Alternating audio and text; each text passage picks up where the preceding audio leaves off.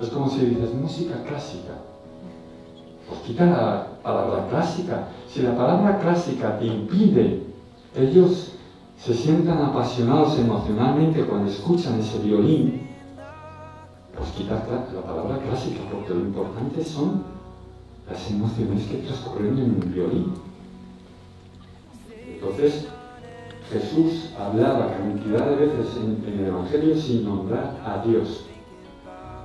Y todos entendían que estaba hablando del proyecto de Dios. Y habla de un ladrón, y habla de...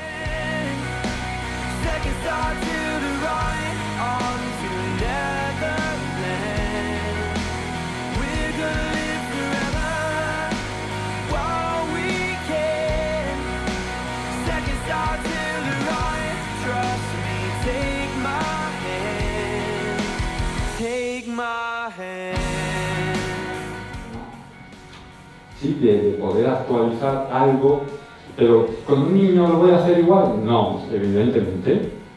Con los niños lo voy a explicar de otro modo, con otro lenguaje dependiendo.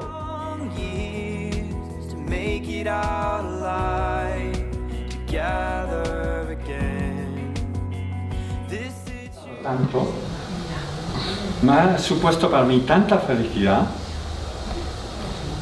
No sé ella, pero yo, ¡wow! O sea que cuando acompañamos a Alberto, que suspende 7, nos vamos a llevar tanto, porque te vas a sentir tan orgulloso de al final del día agotador. Y hay veces que a Alberto dan ganas de hacer esto, pero que pasados unos años Alberto venga al cole como antiguo alumno, y a lo mejor no viene, y no nos enteramos, pero sentirte orgulloso de lo que Alberto... ¡Wow! ¿Más?